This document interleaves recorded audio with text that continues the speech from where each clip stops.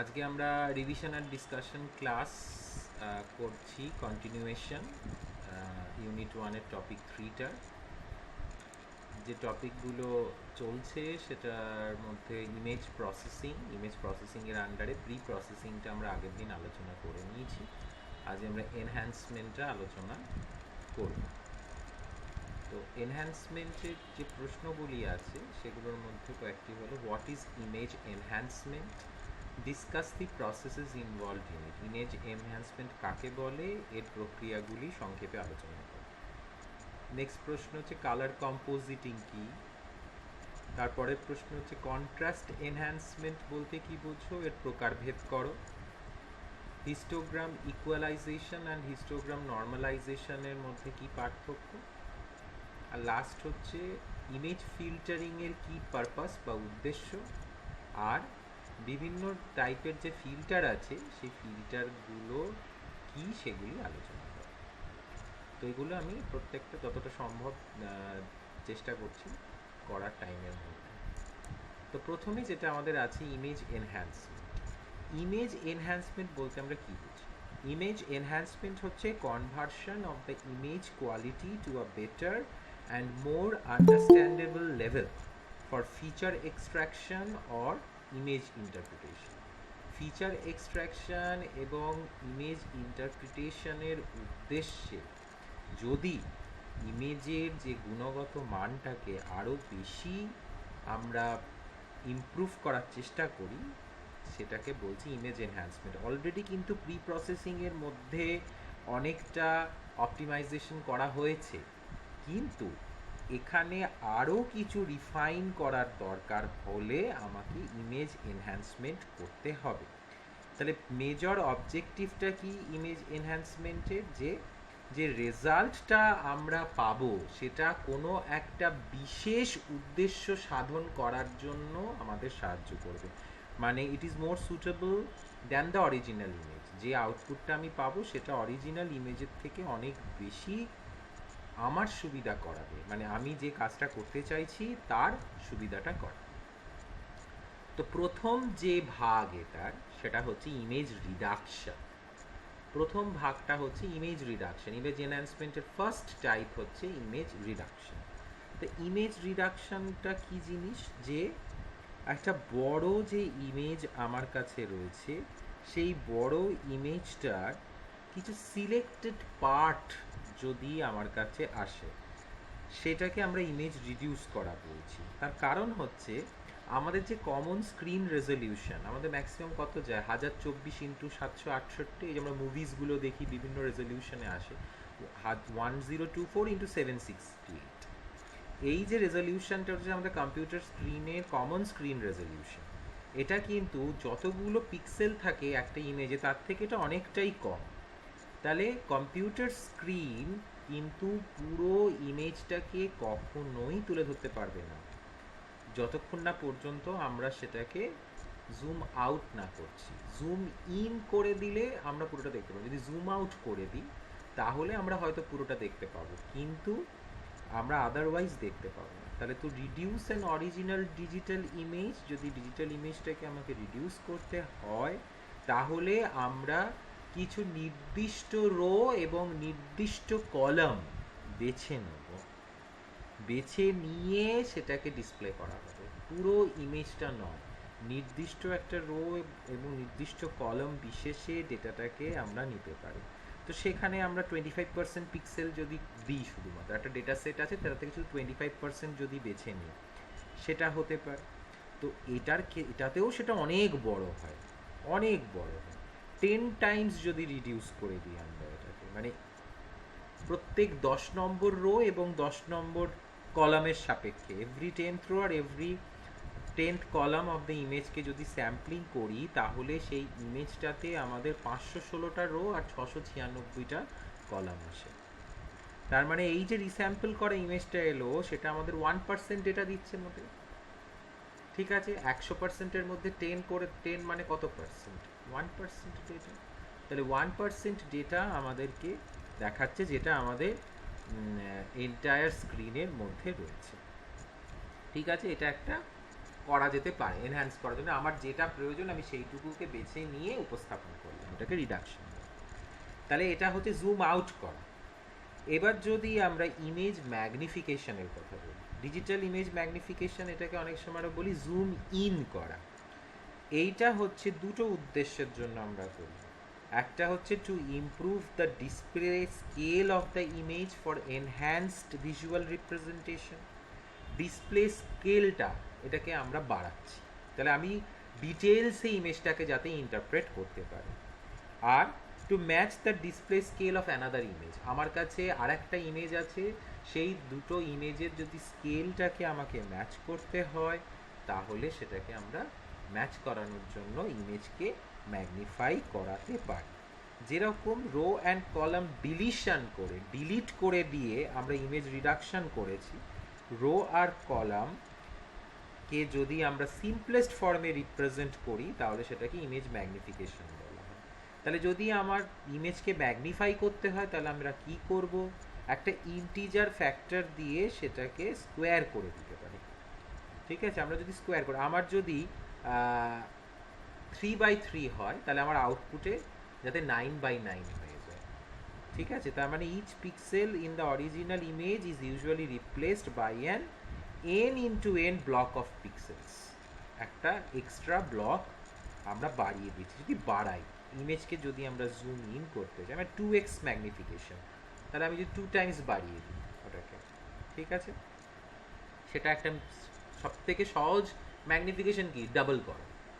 ঠিক আছে, 2x বাড়িয়ে, তাহলে 2x যদি আমরা বাড়িয়ে দিই তাহলে ইমেজের ডিটেলিংটা আরেকটু বড় হবে, পিক্সেল সাইজগুলো আরেকটু বড় করে দেওয়া যাবে। ঠিক আছে, মানে ইমেজের সাইজটা বড় হয়ে যাবে, পিক্সেলের সাইজ তো আর বড় হয় না, পিক্সেল হচ্ছে ফান্ডামেন্টাল ইউনিট, তো ইমেজের সাইজটাকে বড় করে দেওয়া যাবে।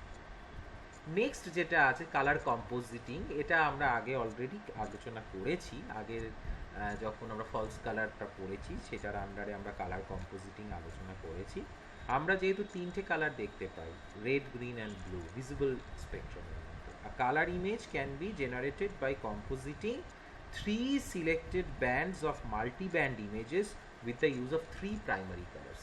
তিনটে প্রাথমিক যে কালার আছে আমাদের, রেড, গ্রিন অ্যান্ড ব্লু, সেই red, green and blue colour দিয়ে আমরা যে কোনো মাল্টিস্পেকট্রাল ইমেজের তিনটে ব্যান্ডকে বেছে নিয়ে যদি ওই তিনটে ব্যান্ডকে আমরা তিনটে কালার গানের মধ্যে দিয়ে পাস করি, রেড, গ্রিন আর ব্লু, সেইটাকে আমরা বিভিন্ন শেডসে পেতে পারি। তো তিনটের বেশি কিন্তু নয়, we can represent 3 bands together, তার থেকে বেশি কিন্তু নয়।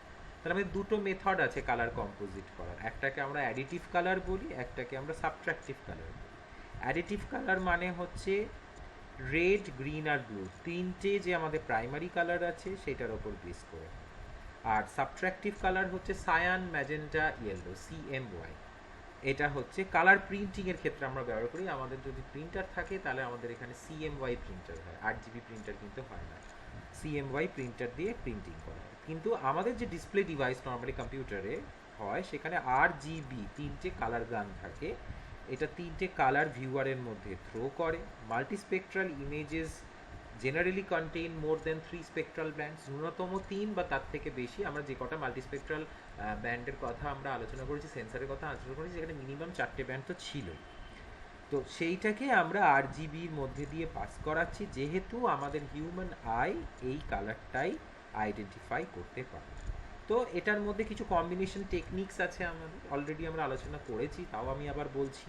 একটা হচ্ছে ট্রু কালার বা ন্যাচারাল কালার কম্পোজিট। এটা হচ্ছে is a combination when image captured in blue band is passed through blue color gun, green band is passed through green color gun and red band is passed through red color gun। তার মানে যেটা originally যা সেই কালারেই যদি represent করা হয় তাহলে আমরা তাকে ট্রু কালার কম্পোজিট বলে থাকি বা ন্যাচারাল কালার কম্পোজিট বলে থাকি। তাহলে কালার কম্বিনেশন যদি ট্রু কালারে না করে অন্য রকমভাবে করা হয় তাহলে সেটাকে আমরা ফলস কালার কম্পোজিট বলতে পারি, যেখানে তিনটে bands in the visible region are not available. আমাদের কাছে হতে পারে তো তিনটে ব্যান্ডই ভিজিবল রিজিয়নের নয়, অন্য একটা ব্যান্ড আছে, যেমন নিয়ার ইনফ্রারেড ব্যান্ড আছে, নিয়ার ইনফ্রারেড ব্যান্ড তো ভিজিবল ব্যান্ডের মধ্যে পড়ে না। তাহলে আমাকে কালার কম্বিনেশনটাকে অ্যাডজাস্ট করে দিতে হবে। ঠিক আছে, তখন রেড কালার গান দিয়ে হয়তো আমি রেড পাস করলাম, গ্রিন কালার গান দিয়ে আমি কি করলাম, হয়তো গ্রিনের 75% পাঠালাম আর নিয়ার ইনফ্রারেডের 25% পাঠালাম। ব্লু কালার গানের মধ্যে দিয়ে কি পাঠালাম, গ্রিনের আমরা 75% পাঠালাম, কিন্তু তার থেকে আমরা 25% নিয়ার ইনফ্রারেড ব্যান্ডকে মাইনাস করে দিলাম। ঠিক আছে, ব্লু ব্যান্ডটা। তাহলে এটা আমরা করতে পারি। এই কম্বিনেশনে যদি আমরা করি, রেডের মধ্যে দিয়ে রেড গেল, গ্রিনের মধ্যে দিয়ে কি গেল, 75% green plus 25% near infrared. Blue এর মধ্যে দিয়ে কি যাচ্ছে, 75% গ্রিন মাইনাস 25% নিয়ার ইনফ্রারেড। এটা যদি আমরা করি তাহলে এটা এই ধরনের একটা কনসেপ্ট হচ্ছে আমাদের ফলস কালার কনসেপ্ট। ঠিক আছে, এইটা এই কনসেপ্টটা আমরা কোথায় ব্যবহার করতে পারি, যেখানে আমাদের তিনটে ভিজিবল ব্যান্ড আর একটা নিয়ার ইনফ্রারেড ব্যান্ড রয়েছে। ঠিক আছে, তো আমরা ব্লুটাকে কেন এইভাবে অ্যাডজাস্ট করি, যেহেতু হায়ার অ্যাটমসফিয়ারিক ইন্টারফিয়ারেন্স ঘটে ব্লু ব্যান্ডের মধ্যে, ব্লু ব্যান্ডের মধ্যে হায়ার অ্যাটমসফিয়ারিক ইন্টারফিয়ারেন্স ঘটে বলে ব্লু ব্যান্ডটাকে কিন্তু আমরা আলাদা করি, মানে ব্লু ব্যান্ডের মধ্যে দিয়ে কিছু করা হয় না। হ্যাঁ, ব্লু ব্যান্ডটাকে একটুখানি সাপ্রেস করে দেওয়া হয়।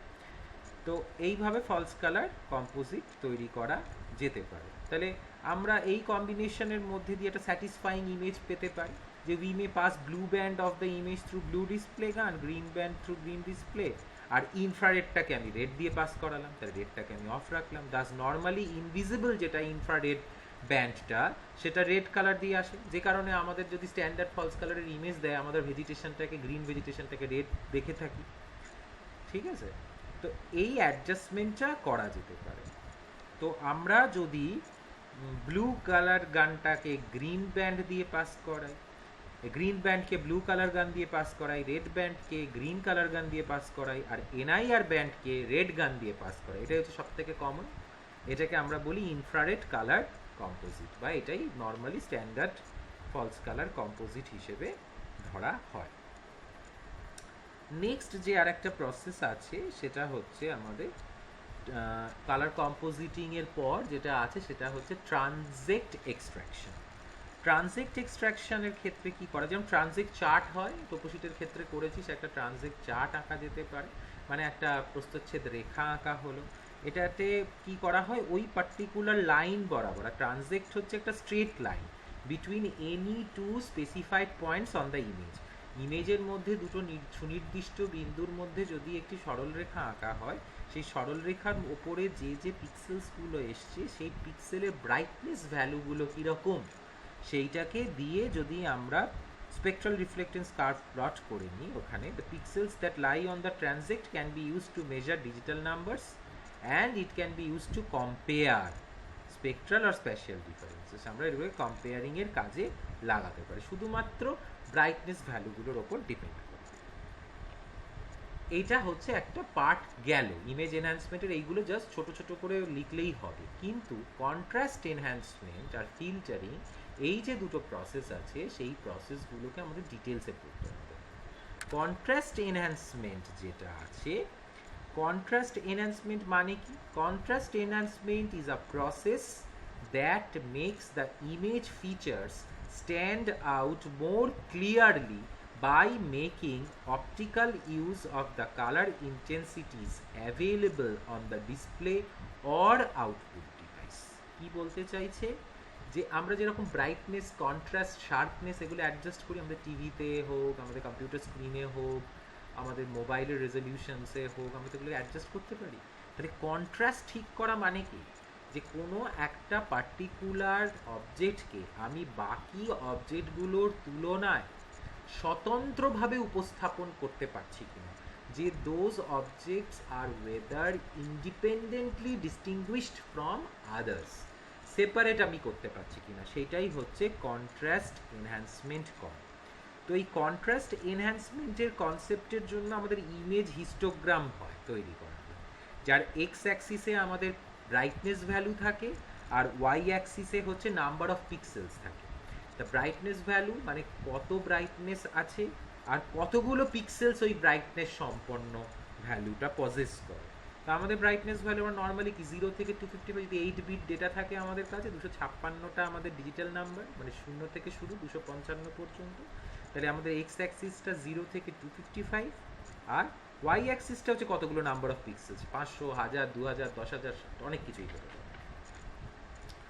তো এখানে যে হিস্টোগ্রাম হয়, তাহলে আমার যদি ন্যারো হিস্টোগ্রাম থাকে, হিস্টোগ্রামটা যদি খুব ন্যারো হয়, হিস্টোগ্রাম সবাই এঁকেছিস, ফ্রিকোয়েন্সি কার্ভ এঁকেছিস, histogram and frequency curve are ultimately the same things.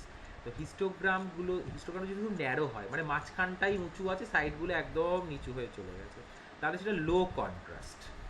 যদি ওয়াইড হিস্টোগ্রাম হয়, উঁচু হয়ে চারিদিকটা বেশ সমানভাবে ছড়িয়ে আছে, তাহলে সেটা হাই কন্ট্রাস্ট হয়। ঠিক আছে, তাহলে লো কন্ট্রাস্ট ইমেজ থাকতে পারে, হাই কন্ট্রাস্ট ইমেজ থাকতে পারে। এইবার এই কন্ট্রাস্ট এনহ্যান্সমেন্ট করার দুটো পদ্ধতি আছে, একটা হচ্ছে লিনিয়ার মেথড, একটা হচ্ছে non linear method. Linear contrast enhancement হচ্ছে linearly expands the original digital values of the remote sensed data into a new distribution. এটা হচ্ছে সরল রেখাতে এটাকে বন্টিত হয়ে যাবে পুরোটা। By expanding the original input values of the image, the total range of color resolution of the display device can be utilized. টোটালটাকে আমি ইউটিলাইজ করতে পারছি। ধর আমার কাছে একটা ইমেজ আছে যার স্টার্টিং ভ্যালু হচ্ছে 50 আর এন্ডিং ভ্যালু হচ্ছে 200, তাহলে আমার ইমেজ ডিসপ্লে ডিভাইসের রেঞ্জ কত, এক্ষুনি বললাম কত, 0 থেকে 255। তাহলে আমি 50টাকে টেনে শূন্যই নিয়ে এলাম, আর 200টাকে টেনে নিয়ে গিয়ে 255তে নিয়ে গেলাম। তাহলে এইভাবে যদি আমি স্ট্রেচ করি অ্যালং আ লাইন, তখন তাকে আমরা কন্ট্রাস্ট এনহ্যান্সমেন্ট। তো এগুলোর কতগুলো ভাগ আছে, তার মধ্যে যেটা ফার্স্ট হচ্ছে মিন ম্যাক্স স্ট্রেচ। মিন ম্যাক্স ছোট করে বলা মানে মিনিমাম ম্যাক্সিমাম স্ট্রেচ করা, যেটা এক্ষুনি উদাহরণ দিলাম। মিনিমাম ম্যাক্সিমাম স্ট্রেচ মানে আমার যেটা মিনিমাম ভ্যালু আছে ইমেজে, সেটাকে আমি ডিসপ্লে ডিভাইসের মিনিমামে গিয়ে ম্যাচ করালাম। যেটা বললাম 50টাকে 0তে টেনে নিয়ে চলে যাব, আর যদি আমার ম্যাক্সিমাম ভ্যালু 200 থাকে, সেই ম্যাক্সিমাম ভ্যালুটাকে ডিভাইসের ম্যাক্সিমামে নিয়ে যাব। তাহলে মিন ম্যাক্স স্ট্রেচ মানে হচ্ছে যা ভ্যালুই থাক সেটাকে ফুল ইউটিলাইজেশন করাতে হবে। যদি আমার মিনিমাম ভ্যালু 100 হয়, তাও সেটাকে 0তে নিয়ে যেতে হবে। মিনিমাম ভ্যালু 10 হলেও তাকে শূন্যতে নিয়ে যেতে হবে। 100টাকেও শূন্যই নিয়ে যাব, 10টাকেও শূন্যই নিয়ে যাব। সর্বাধিক যদি 190 হয়, তাকেও আমি 255তে নিয়ে যাব। সর্বাধিক যদি 215 হয়, তাকেও আমি 255 গিয়ে স্ট্রেচ করে দেবো। এটা হচ্ছে মিন ম্যাক্স স্ট্রেচ। নেক্সট যেটা আছে সেটা হচ্ছে স্যাচুরেশন স্ট্রেচ। স্যাচুরেশন স্ট্রেচ মানে হচ্ছে এটাকে রেফার করা হয় percentage linear contrast stretch or tail trim করা। is similar to minimum maximum linear contrast stretch, except this method uses specified minimum and maximum values. আগেরটাতে কি হয়েছিল, ডিভাইসের মিনিমাম এবং ম্যাক্সিমামটা স্ট্রেচ হয়েছিল, মানে মিনিমামটা 0, ম্যাক্সিমামটা 255। কিন্তু স্যাচুরেশন স্ট্রেচ হচ্ছে আমরা প্রারম্ভিক 5% আর অন্তিম 5%কে ছেঁটে দিলাম। ঠিক আছে, ছেঁটে দিয়ে তাকে স্ট্রেচ করছি। তাহলে আমি স্পেসিফাই করে দিচ্ছি যে কোনটা আমার মিনিমাম, কোনটা আমার ম্যাক্সিমাম আমি রাখবো।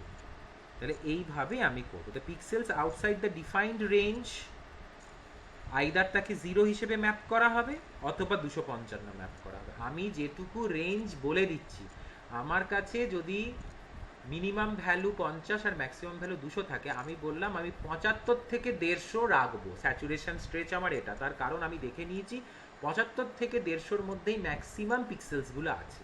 তাহলে 75 থেকে 150টা, তাহলে 75টা আমার মিনিমাম আর 150টা আমার ম্যাক্সিমাম হবে। তাহলে 75-এর কমও তো মানগুলো আছে ইমেজের মধ্যে তো আছে, তাহলে সেটা কি হবে, সেটা আইদার 0তে কনভার্টেড হয়ে যাবে, মানে একদম কমপ্লিটলি সেটা ডার্ক করে দেওয়া হবে, আর নইলে কমপ্লিটলি সেটাকে হোয়াইট করে দেওয়া হবে, 255-এ পাঠিয়ে দেওয়া হবে। তাহলে এইভাবে আমরা স্টার্টিং কিছু ভ্যালুস আর এন্ডিং কিছু ভ্যালুসকে ট্রিম করে দিতে পারি, ছেঁটে দিতে পারি।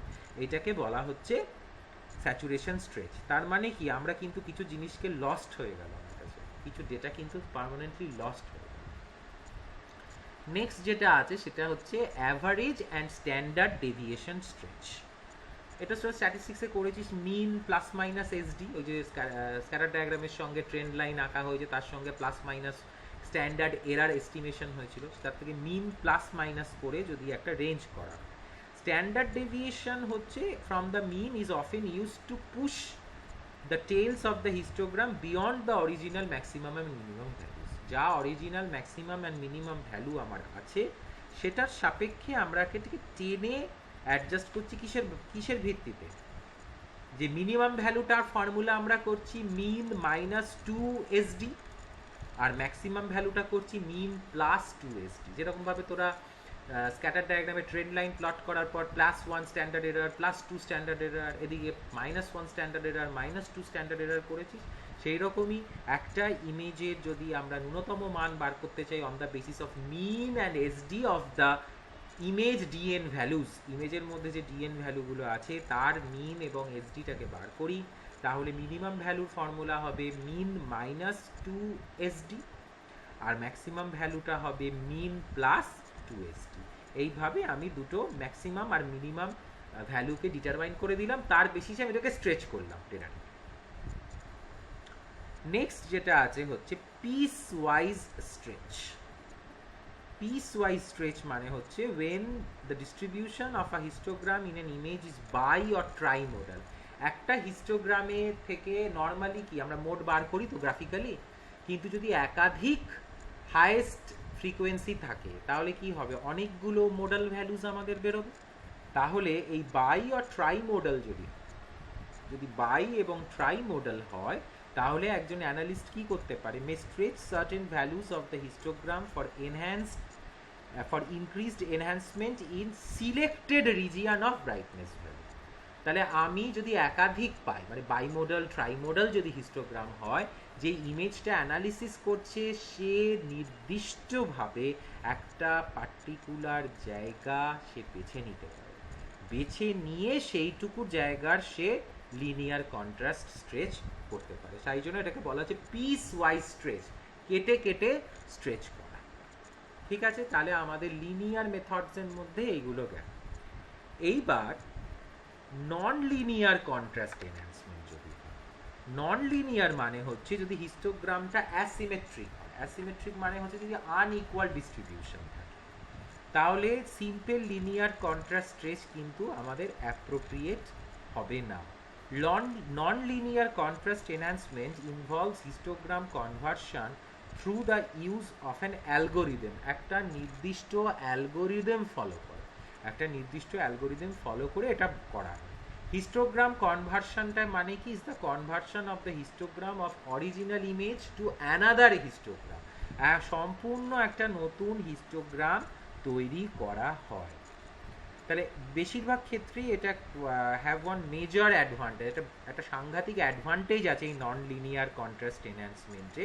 কি সেটা, যে each value in the input image can have several values in the output image, so the objects in the original scene lose their correct relative brightness values. Original সিনের যেটা হচ্ছে সেই অরিজিনাল ভ্যালু কিন্তু এরা কখনোই পেতে পারে না। তাহলে এটাই হচ্ছে প্রধান ডিসঅ্যাডভান্টেজ। ঠিক আছে, আমি অ্যাডভান্টেজ বলে ফেলছিলাম বারবার।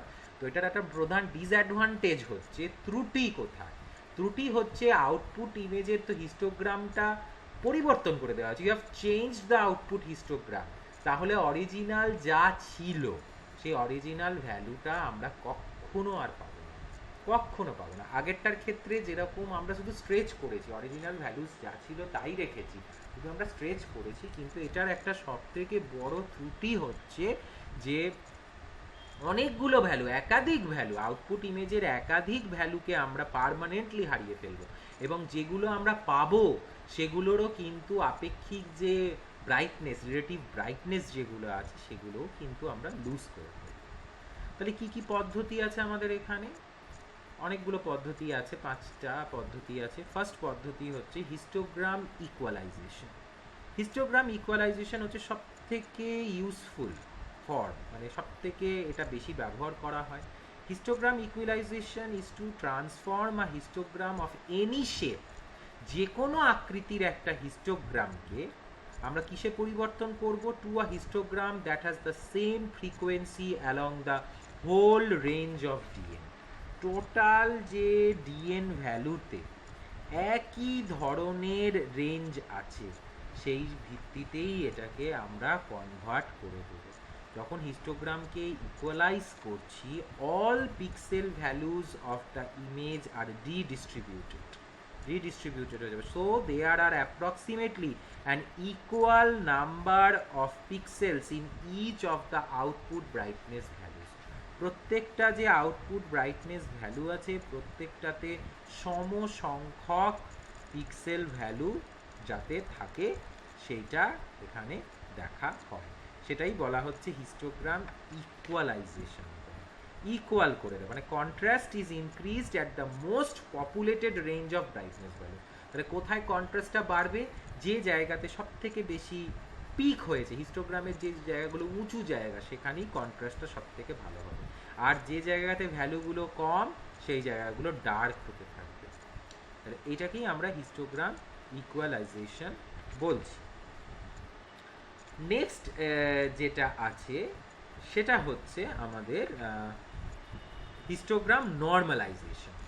হিস্টোগ্রাম নর্মালাইজেশন মানে হচ্ছে এটা নর্মাল ডিস্ট্রিবিউশন। যেরকম একটা আদর্শ যদি তুই ফ্রিকোয়েন্সি কার্ভ আঁকিস, আদর্শ ফ্রিকোয়েন্সি কার্ভ কীরকম দেখতে হয়? একটা ঘন্টা আকৃতির মতো এরকম টাইপের ঘন্টা আকৃতির টাইপের হবে। It's a bell shaped distribution. Normal ডিস্ট্রিবিউশনে কি হবে? মোস্ট ভ্যালুস কি হয়? সবসময় at or near the middle থাকে। সব ম্যাক্সিমাম ভ্যালুগুলো কোথায় থাকবে? ম্যাক্সিমাম ব্রাইটনেস ভ্যালুগুলো ওটার মাঝখানে। তাহলে values that are more extreme are rarer by the tails at the end of the curve. সর্বনিম্ন মান একটা হচ্ছে এক্সট্রিম ভ্যালু, এক্সট্রিম লো আর এক্সট্রিম হাই, একদম দুদিকে এন্ডে ডিস্ট্রিবিউটেড হয়ে থাকবে। তাহলে একটা normal distribution of the density in an image would create an image that is natural for human observation. তাহলে the histogram of the original image may be sometimes converted to the normalised histogram. এই normalised histogram করে দেওয়াটাকেই আমরা বলছি কি জানো? Histogram normalisation. এখানে যেটা হচ্ছে এই কনভার্সনে pixels with same brightness value would be reallocated to other different brightness values in order to form a normalized histogram.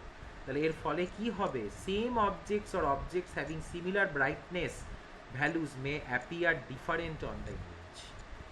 একই অবজেক্ট আছে কিন্তু মানে same objects or objects having similar brightness values, একই ধরনের ব্রাইটনেস আছে, সেগুলো ডিফারেন্ট লাগবে আমাদের ইমেজে। ঠিক আছে? নেক্সট যে পদ্ধতিটা সেটা হচ্ছে রেফারেন্স স্ট্রেচ। রেফারেন্স স্ট্রেচ হচ্ছে, এটাকে আমরা হিস্টোগ্রাম ম্যাচিংও বলতে পারি বা হিস্টোগ্রাম স্পেসিফিকেশনও বলতে পারি। This is the process of determining a lookup table. একটা এলইউটি বানানো হয়, লুকআপ টেবিল বানানো হয়, যেটা that converts the histogram of one image to resemble the histogram of another.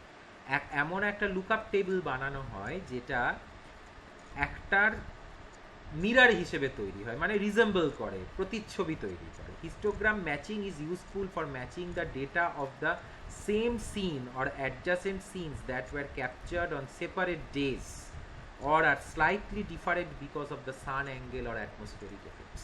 তাহলে আগের দিনের একটা ছবি আছে, সেই একই সময় পরের দিনে একটা ছবি আছে, সেটাকে যদি ম্যাচ করাতে হয়, আগের দিনের হিস্টোগ্রামের সাথে এই হিস্টোগ্রামটাকে যদি আমি ম্যাচ করতে চাই, ঠিক আছে, তাহলে হিস্টোগ্রাম ম্যাচিং করতে এই রেফারেন্স স্ট্রেচ করা, কারোর রেফারেন্সের ভিত্তিতে করা। এটা মূলত আগের দিন যেরকম বললাম মোজাইকিং অর চেঞ্জ ডিটেকশনের জন্য কাজে লাগে, এটাও তাই। তো হিস্টোগ্রাম ম্যাচিং যদি ভালোভাবে করতে হয় তাহলে দুটো ইনপুট ইমেজ থাকতে হবে যাদের সমান বৈশিষ্ট্য আছে। দুটো ইমেজ চাই একই জায়গা, তাদের সম বৈশিষ্ট্য থাকলে তবেই এটা সম্ভব। নেক্সট হচ্ছে ডেনসিটি স্লাইসিং। আর একটা straightforward form of enhancement results from combining the DNs of different values within a specified range or interval into a single value. একটা নির্দিষ্ট রেঞ্জকে আমি পুরোটা মার্জ করে একটা ভ্যালু বানিয়ে দিলাম, স্লাইস করলাম। Density slicing is the process of converting the continuous grey tones of an image into a series of density intervals. Continuous ভ্যালুকে আমি ইন্টারভেলে কনভার্ট করে দিলাম, টানা যাচ্ছে সেটাকে কেটে কেটে এক একটা করে লাম্প বানিয়ে দেওয়া। সেই লাম্প করাটাকেই বলা হচ্ছে ডেন্সিটি স্লাইসিং করা। তাহলে ডেনসিটি স্লাইসিং হলে যে জিনিসটা হয়, যে ইমেজটা সেগমেন্টেড হয়, ভাগ হয়ে যায় ছোট ছোট টুকরো। নেক্সট যেটা প্রসেস আছে আমাদের, লাস্ট যেটা, সেটা হচ্ছে থ্রেশহোল্ডিং করা। থ্রেশহোল্ডিং মানে হচ্ছে এই ইমেজ এনহ্যান্সমেন্টের পদ্ধতিটা সেগমেন্ট করে দেয়, ইমেজকে সেগমেন্ট করে দেয়, segments the image DNs into two distinct value. Threshold করা মানে হচ্ছে দুটো সুনির্দিষ্ট ভ্যালুতে এটাকে ভাগ করে দেওয়া। একটা হচ্ছে 0, একটা হচ্ছে 1। 0 মানে ব্ল্যাক, হোয়াইট মানে 1।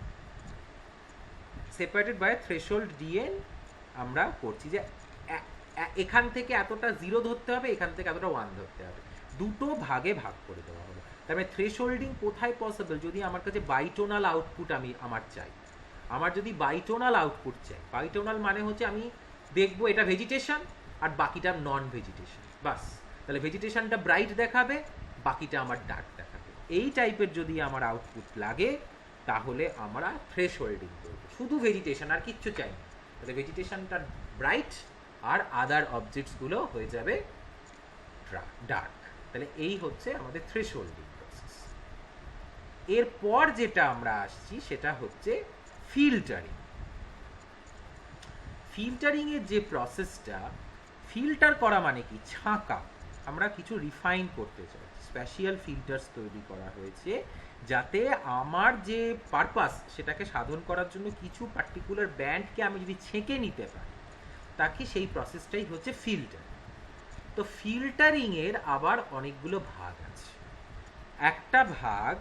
একটা প্রথম যে ভাগ যেটা হচ্ছে frequency domain filter, crop filter, crisp filter, convolution filter. Convolution ফিল্টারের মধ্যে আবার ভাগ আছে low pass filter, high pass filter, edge detection filter, adaptive filter. Statistical filter আছে, স্ট্যাটিস্টিক্যাল ফিল্টারের মধ্যে আবার দুটো ভাগ আছে, একটা মিডিয়ান ফিল্টার, একটা মোড ফিল্টার। তো প্রথমে আমরা কনভলিউশন ফিল্টারটা বলি, যেহেতু ওর অনেকগুলো ভাগ আছে। কনভলিউশন ফিল্টারের মধ্যে কি করা হয়, একটা কার্নেল বানানো হয়, কনভলিউশন কার্নেল। কার্নেল মানে হচ্ছে একটা ম্যাট্রিক্স, আর কিছু একটা গ্রাফ পেপারের মতো জিনিস, যেখানে সুনির্দিষ্ট কিছু রোজ আর কলামস থাকে।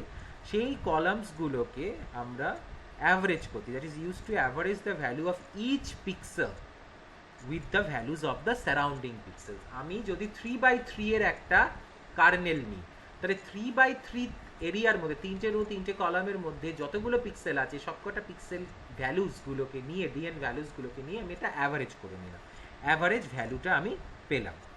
তাহলে 3x3 হতে পারে, 5x5 হতে পারে, যেরকম হবে। তো এটার যে ভাগ আছে তার মধ্যে প্রথম ভাগ হচ্ছে লো পাস ফিল্টার। লো পাস ফিল্টার মানে হচ্ছে স্মুথ করে দেয় ইমেজটাকে।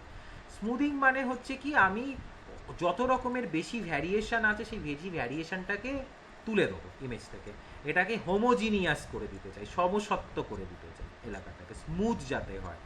মানে এখানে একটা প্যাচ, ওখানে একটা প্যাচ না হয়ে একটা বড় এলাকা জুড়ে আমি ভেজিটেশন দেখালাম, বড় এলাকা জুড়ে আমি সেটেলমেন্ট দেখালাম। এটা যদি করতে চাই সেটাকে আমরা তখন লো পাস ফিল্টার দিয়ে করব। লো পাস ফিল্টারকে ওই জন্য স্মুদিং ফিল্টার বা অ্যাভারেজিং ফিল্টার বলা। হাই পাস ফিল্টার ঠিক লো পাস ফিল্টারের উল্টো কাজ করে, এটা শার্প করে দেয়। ইমেজের মধ্যে যে পুঙ্খানুপুঙ্খ ডিটেলস আছে সেই প্রত্যেকটা ডিটেলসকে হাইলাইট করতে পারে, সেই জন্য এটাকে হাই পাস ফিল্টার বলা। Age detection filter. Edge detection filter হচ্ছে যে পার্টিকুলার যদি আমরা লিনিয়ার ফিচারকে যদি হাইলাইট করতে চাই, মানে রোড হতে পারে, রেল লাইন হতে পারে, কোনো ফিল্ডের বাউন্ডারি হতে পারে, এইটা যদি করতে চাই তখন আমাদের এজ ডিটেকশন ফিল্টার ব্যবহার করতে হবে। আমরা যদি জিওলজিতে মধ্যে জিওলজিক্যাল স্ট্রাকচার, চ্যুতি রেখা, এগুলো গ্রাব রেখা, এগুলো দেখতে চাই, আমরা যদি ফল্ট লাইন্স আইডেন্টিফাই করতে চাই, তখন আমাকে এই এজ ডিটেকশন ফিল্টার ব্যবহার করতে হবে। এজ ডিটেকশন ফিল্টার নর্মালি এখানে জিরো সাম কার্নেল ভ্যালুস ব্যবহার করা হয়। নেক্সট যেটা আছে সেটা হচ্ছে অ্যাডাপটিভ ফিল্টার। অ্যাডাপটিভ ফিল্টারের ক্ষেত্রে যে কার্নেল যে কোএফিসিয়েন্টস হচ্ছে they are calculated for each window position based on the mean and variance of the original DN. প্রত্যেকটা যে অরিজিনাল ডিএন আছে তার সাপেক্ষে এটা অ্যানালাইজ করা হয়। আ powerful technique for sharpening images in the presence of low noise levels is via an adaptive filtering algorithm, আমি একটা নির্দিষ্ট অ্যালগোরিদম ব্যবহার করলাম, দিয়ে সেখানে আমাকে মিন আর ভ্যারিয়েন্স এই দুটো ব্যবহার করতে হবে। মিন আর স্ট্যান্ডার্ড ডেভিয়েশন, ভ্যারিয়েন্স মানে কি, স্ট্যান্ডার্ড ডেভিয়েশনকে যদি আমরা হোল স্কোয়ার করে দিই তাহলেই সেটা হয়ে যায় ভ্যারিয়েন্স। নেক্সট যেটা আছে স্ট্যাটিস্টিক্যাল ফিল্টারিং। স্ট্যাটিস্টিক্যাল ফিল্টারিং এর মধ্যে আমরা মিডিয়ান ফিল্টার আছে আর মোড ফিল্টার আছে। মিন ফিল্টার বলে কিছু না, মিন মানে অ্যাভারেজ হয়ে যাচ্ছে, যেটা আমরা অলরেডি কনভলিউশন ফিল্টারিং এর আন্ডারে আলোচনা করে দিয়েছি। স্মুদিং ফিল্টারটাই অ্যাভারেজিং ফিল্টার। স্ট্যাটিস্টিক্যাল ফিল্টারিং এর উদ্দেশ্য হচ্ছে একটা লোকাল স্ট্যাটিস্টিক্যাল প্রপার্টি বের করা। এই ফিল্টারগুলো ইউজফুল ফর ফিল্টারিং ক্লাসিফাইড ইমেজের ইজ অলরেডি, যে ইমেজগুলো ক্লাসিফাই করা হয়ে গেছে, ক্লাসিফিকেশন আমরা পরের দিন আবার রিভিশন করব, কিন্তু ক্লাসিফাইড ইমেজের ওপরে এই ফিল্টারগুলো লাগানো। স্ট্যাটিস্টিক্যাল ফিল্টার কিন্তু প্রথমে অ্যাপ্লাই করা হয় না, অলরেডি যেটা ক্লাসিফাই করা হয়ে গেছে অথবা রাডার থেকে যে ইমেজ তোলা হয় সেই ইমেজের জন্যই আমরা এই স্ট্যাটিস্টিক্যাল ফিল্টার ব্যবহার করে থাকি। মিডিয়ান ফিল্টার আমরা ওই যে স্পেকেল হয়, ওই যে সল্ট অ্যান্ড পেপার এফেক্ট হয়, একটু সাদা কালো অল্টারনেটে চকচকে ভাব আসে, সেইগুলোকে দূর করার জন্য আমরা মিডিয়ান ফিল্টার ব্যবহার করতে পারি। র্যাডার ইমেজের মধ্যে এই স্পেকলসগুলো মেনলি দেখতে পাওয়া যায়। মানে সল্ট অ্যান্ড পেপার মানে যদি নুনের মধ্যে যদি গোলমরিচ ছিটিয়ে দেওয়া হয় যেরকম দেখতে লাগে, ইমেজেসগুলো র্যাডার ইমেজে কিন্তু ওরকম একটা অ্যাপিয়ারেন্স হয়। সেটাকে রিমুভ করার জন্য আমাদের মিডিয়ান ফিল্টার ব্যবহার করতে হয়। মোড ফিল্টার হচ্ছে সব থেকে বেশি ব্যবহৃত হয়, আমরা নর্মালি করে থাকি মোড ফিল্টার, যেটা হচ্ছে ক্লাসিফাইড ইমেজের ক্ষেত্রে। যদি ইমেজ ক্লাসিফাইড হয়ে গিয়ে থাকে ফর রিপ্রেজেন্টেড পারপাসেস, আমরা সেখানে মোড ফিল্টার ব্যবহার করতে পারি। মানে আইল্যান্ড কিছু কিছু থাকে না, অনেক সময় দেখবি একটা তুই বসতি এলাকা করেছিস, তার মধ্যে একটা ভেজিটেশনের ডট পড়ে গেছে, দুটো তিনটে ডট পড়ে গেছে, তো সেই বসতি অঞ্চলের মধ্যে দুটো যদি আমার ডট থাকে ভেজিটেশনে, তখন অ্যানালিসিসের খুব অসুবিধা হয়। তখন আমরা মোড ফিল্টার লাগিয়ে ওটাকে ফিল্টার করে নিলে যেটা হবে, যেহেতু ওই এলাকাতে ম্যাক্সিমাম আমার সেটেলমেন্ট আছে, তাহলে ওই ভেজিটেশনের জায়গাগুলোও কিন্তু সেটেলমেন্টে কনভার্টেড হয়ে যাবে। ক্লিয়ার?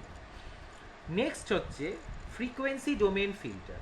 তো ফিল্টারিংয়ের মধ্যে বেসিক যে দুটো জিনিস পড়তেই হবে সেটা কিন্তু কনভলিউশন আর স্ট্যাটিস্টিক্যাল। স্ট্যাটিস্টিক্যালের মধ্যে মিডিয়ান আর মোড। মিডিয়ানটা normally salt and pepper effect বা স্পেকেল এফেক্টটাকে দূর করে কিসের, র্যাডার ইমেজের ক্ষেত্রে, আর মোড ফিল্টারটা আমাদের নর্মালি হচ্ছে ক্লাসিফাইড ইমেজের ক্ষেত্রে। তো আমরা নর্মালি যদি ব্যবহার করি আমাদের কাজের জন্য, আমরা মোড ফিল্টারই ব্যবহার করি, মিডিয়ান ফিল্টার আমরা করি না, কারণ র্যাডার ইমেজ আমরা নিয়ে কাজ করি না।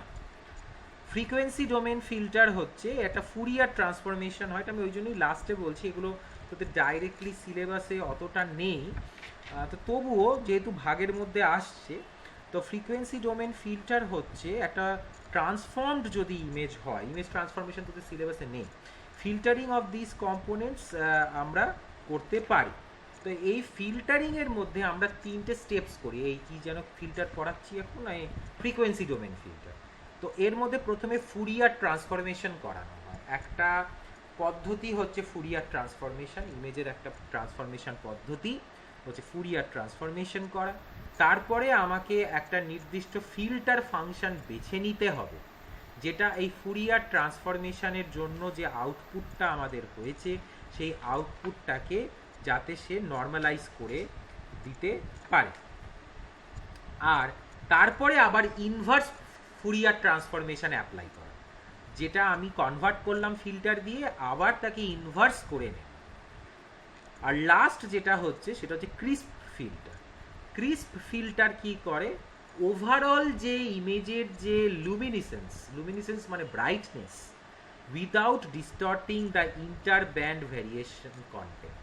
প্রত্যেকটা ব্যান্ডে তো আমাদের আলাদা আলাদা করে ব্রাইটনেসের চেঞ্জ হয়, এই প্রত্যেকটা ব্যান্ডের মধ্যে চেঞ্জেসটা বজায় রেখে যদি আমরা পুরো ইমেজের ওভারঅল ব্রাইটনেস বা লুমিনেন্সটাকে বজায় রাখতে চাই, তাহলে আমাকে তখন ক্রিস্প ফিল্টার ব্যবহার করতে হবে।